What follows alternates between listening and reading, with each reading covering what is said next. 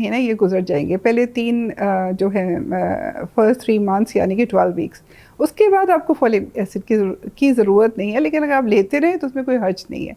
फिर उसके बाद हम वाइटामिन शुरू करते हैं, कोई भी, जैसे आयरन की टैबलेट, उसके अंदर ही फॉलिक एसिड होती है, कोई मल्टी वाइटामिन उसमें ही फॉलिक एसिड ही होती है, और या फिर कैल्शियम।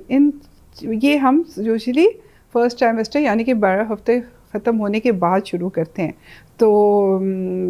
यहाँ पर बस मैं इतनी बात करूँगी, लेकिन आगे की ये इम्पॉर्टेंट बात है कि आप रेगुलरली दिखाएं, आप अपने टेस्ट शुरू में भी कराएं, आप अपना 13 हफ्ते का वाला स्कैन कराएं जिसको हम डेटिंग स्कैन कहते हैं, फिर अपना जो अनॉमली स्कैन जो कि 20 वीक्स वाला वो कराएं, अपने रेगुलर चेकअप्स कराएं, सही खाना खाएं, अपनी रेगुलर ब्लड प्रेशर चेक कराएं, अपना वेट चेक कराएं, एक अच्छी गायनेकोलॉजिस्ट, एक अच्छे हॉस्पिटल में अपने आप को बुक कराएं, और जैसे आपकी डॉक्टर कहती है वैसे आप आगे करें।